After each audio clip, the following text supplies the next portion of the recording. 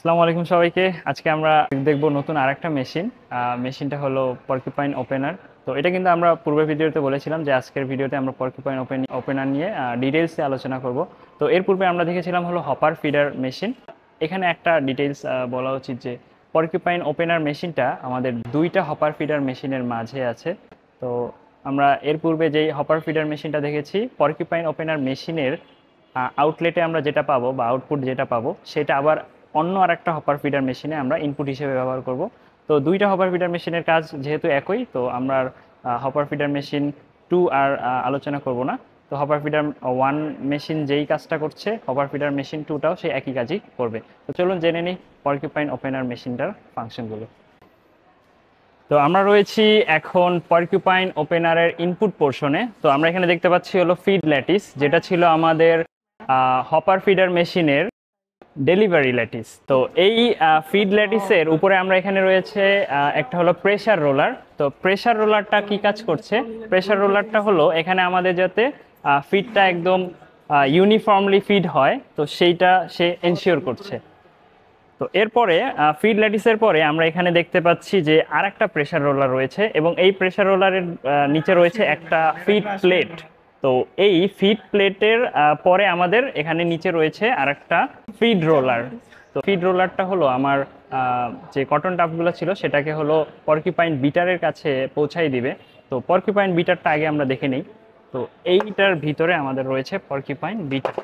তো এখানে আমরা দেখতে পারতেছি যে অনেক ধরনের অনেকগুলো স্ট্রাইকার রয়েছে, অনেকগুলো ডিস্ক রয়েছে। তো এটাকে আমরা বলতেছি পরকিউপাইন বিটার। তো এখান থেকে আমরা আসলে যদি সাইডে দেখি, ওই পোর্শনটাতে আমরা হলো এই পোর্শনটাতে আমরা হলো ফিড রোলারটা দেখতে পাচ্ছি। তো ফিড রোলারের পরে নিচে রয়েছে হলো গ্রিড বার। তো আমরা ধাপে ধাপে সবগুলো নিয়ে আলোচনা করব। তো প্রথমে আসি হলো আমাদের যে পরকিউপাইন বিটারটা রয়েছে, সেই পরকিউপাইন বিটারে আমাদের এখানে রয়েছে টোটাল 17টা ডিস্ক। এগুলো এক একটা হলো ডিস্ক, এই সার্কুলার, এগুলো সবগুলো ডিস্ক, এবং ডিস্কগুলোতে এভাবে করে প্রত্যেকটা ডিস্কে হলো 16টা করে স্ট্রাইকার রয়েছে। তো এই পরকিউপাইন বিটারটা অন্যান্য বিটারের মতোই আমাদের এখানে ক্লিনের জন্য এবং ওপেনিংয়ের জন্য দায়ী থাকে। এরপরে আমাদের যেহেতু এখানে রয়েছে গ্রিড বার, সেটা হলো ট্রায়াঙ্গুলার টাইপ গ্রিড বার। তো এই গ্রিড বারটাও সেম কাজই করবে। তো আমাদের এখানে বিটিং হওয়ার পরে যে ময়লাগুলো থাকবে বা যে ডাস্টগুলো থাকবে সেটা গ্রিড বারের মাধ্যমে বের হয়ে যাবে, ওয়েস্ট বক্সে চলে যাবে। নিচে রয়েছে আমাদের ওয়েস্ট বক্স, এটা নিচে। তো পরকিউপাইন বিটারের রোটেশনটা হবে ক্লকওয়াইজ।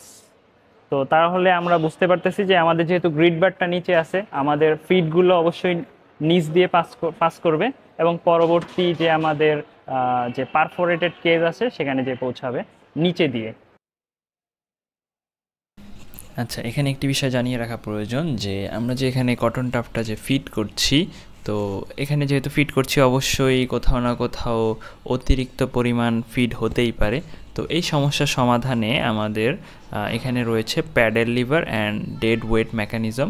তো এখানে একটা নির্দিষ্ট পোর্শনে যদি আমাদের কটন টাফটের যে ওয়েটটা সেটা যদি একটু বেশি হয়ে যায়, আনইউনিফর্ম হয়, তাহলে সেক্ষেত্রে যেখানে এখানে কিছু ডেড ওয়েট ঝোলানো আছে, তো ডেড ওয়েটটা হলো এই প্যাডেল লিভারটাকে নিচে থাকতে সাহায্য করে। তো যদি আমাদের কটন টাফটের ওয়েটটা বেশি হয়ে যায় তাহলে ওই প্যাডেল লিভারটা উপরে উঠে যায়, এবং উপরে উঠে গেলে আমাদের যে এখানে পরকিউপাইন বিটারের যে ইনপুট ফিড ল্যাটিস যেটা ছিল সেটা স্লো হয়ে যায়, তাহলে কটন টাফটা ধীরে ধীরে ফিড হয়। পরকিউপাইন বিটারের পরে আমাদের যে কটন টাপগুলো ছিল সেটা হলো পারফোরেটেড কেজে চলে আসবে। তো পারফোরেটেড কেজের এই উপরের পোর্শনটা দিয়ে আমাদের কটন টাপগুলো আসবে, আর এই পারফোরেটেড কেজটা অবশ্যই এখানে এটা ঘুরবে। এটা হলো এটার ভিতরে আমাদের থাকবে একটা সাকশন ফ্যান। তো এই সাকশন ফ্যানটা এই পারফোরেটেড কেজের যে সূক্ষ্ম যে ছিদ্রগুলো আছে সেটার মধ্য দিয়ে আমাদের এই যে কটন টাফটের মধ্যে যেসব ডাস্টগুলো ছিল, মাইক্রো ডাস্টগুলো ছিল, সেগুলো হলো সাক করে নিবে। তো সাকশন ফ্যান আর পারফোরেটেড কেজ এখানে এই কাজটা করবে। তো পারফোরেটেড কেজের পরে এরপরে আমরা নিচে দেখতে পারতেছি যে এখানে আমাদের রয়েছে হলো স্ট্রিপিং রোলার। এখানে দুইটা স্ট্রিপিং রোলার দেখতে পাচ্ছি। তো আমাদের এখান থেকে কটন টাফটা এই দুইটা স্ট্রিপিং রোলারের মাঝ দিয়ে পাস করবে। তো স্ট্রিপিং রোলারটা হলো যেই কাজটা করে, যে পারফোরেটেড কেস থেকে আমাদের যে কটন টাফ যেগুলো আছে সেগুলোকে কালেক্ট করে আলাদা করে ফেলে পারফোরেটেড কেস থেকে। আর স্ট্রিপিং রোলারটা যেহেতু এখানে আসলে এই দুইটা স্ট্রিপিং রোলারের মাঝে আসলে খুবই ছোট জায়গা আছে, ডিস্টেন্সটা আছে, তো অবশ্যই এখান থেকে আমাদের যে কটন টাফটা বের হবে সেটা একটা শীট ফর্মে বের হবে। তো এইভাবে আমাদের পার্কিউপাইন ওপেনার থেকে আমরা আসলে আউটলেট পোর্শন চলে এসেছি। তো আউটলেট পোর্শন থেকে এরপরে আমরা হপার ফিডার 2 মেশিনে আমাদের যে কটন টাফগুলো আছে সেটাকে পাস করে দিব। তো হপার ফিডার 2 মেশিনেও সেই আগের মতো হলো মিক্সিং হবে, ক্লিনিং হবে, এই কাজগুলো হবে। এরপরে হলো আমরা দেখব যে হপার ফিডার 2 এর পরে স্কাচার মেশিন। তো স্কাচার মেশিনটা হলো আমাদের এই ব্লোরুম মেশিনের জন্য খুবই ইম্পর্টেন্ট একটা মেশিন। তো ইনশাল্লাহ নেক্সট ভিডিওতে আমরা হলো স্কাচার মেশিনটা নিয়ে আলোচনা করব। টিল দেন সবাইকে ভালো থাকবেন আর আমাদের নোট শেয়ারের সাথে থাকবেন। ইনশাল্লাহ পরবর্তী ভিডিও অর্থাৎ স্কাচার মেশিনে আপনাদের সাথে দেখা হচ্ছে।